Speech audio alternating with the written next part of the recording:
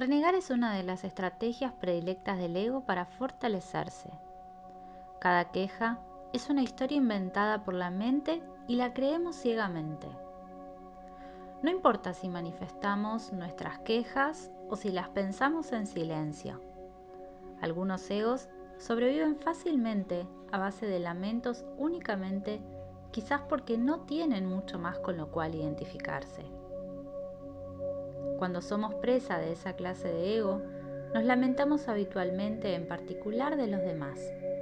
Sin embargo, es algo que hacemos inconscientemente, lo cual significa que no sabemos lo que hacemos.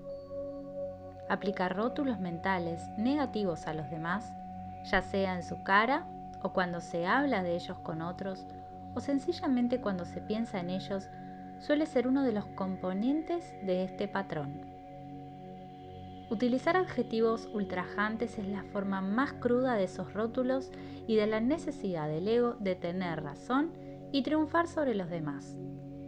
Idiota, perra, imbécil, son pronunciamientos definitivos contra los cuales no hay argumento posible.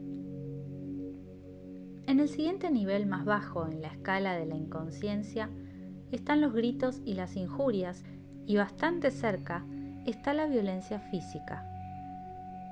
El resentimiento es la emoción que acompaña a las lamentaciones y a los rótulos mentales, y refuerza todavía más el ego. El resentimiento equivale a sentir amargura, indignación, agravio u ofensa. Resentimos la codicia de la gente, su deshonestidad, su falta de integridad, lo que hace, lo que hizo en el pasado, lo que dijo, lo que no hizo, lo que debió o no hacer. Al ego le encanta. En lugar de pasar por alto la inconsciencia de los demás, la incorporamos en su identidad. ¿Quién lo hace? Nuestra inconsciencia, nuestro ego.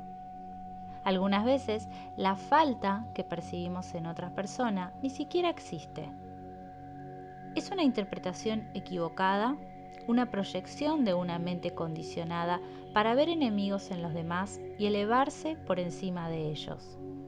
En otras ocasiones, la falta puede existir, pero la amplificamos al fijarnos en ella, a veces hasta el punto de excluir todo lo demás. Y fortalecemos en nosotros aquello contra lo cual reaccionamos en otra persona. No reaccionar al ego de los demás es una de las formas más eficaces, no solamente de trascender el ego propio, sino también de disolver el ego colectivo de los seres humanos.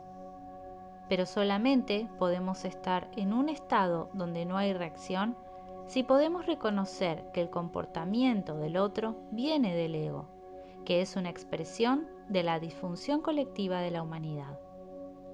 Cuando reconocemos que no es personal, se pierde la compulsión de reaccionar como si no lo fuera. Al no reaccionar frente al ego, logramos hacer aflorar la cordura en los demás, es decir, oponer la conciencia incondicionada a la condicionada. En ocasiones quizás sea necesario tomar medidas prácticas para protegernos contra personas profundamente inconscientes, y podemos hacerlo sin crear enemistad. Sin embargo, la mayor protección es permanecer en la conciencia. Una persona se convierte en enemiga cuando personalizamos la inconsciencia de su ego.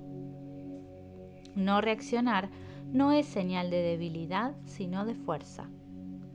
Otra forma de expresar la ausencia de reacción es el perdón. Perdonar es pasar por alto o no reparar.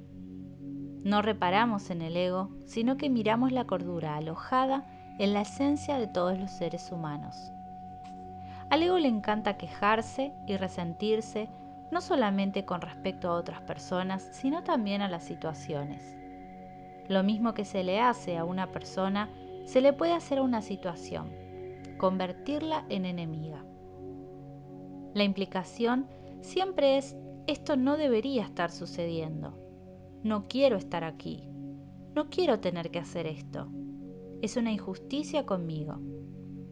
Por supuesto, el peor enemigo del ego es el momento presente, es decir, la vida misma.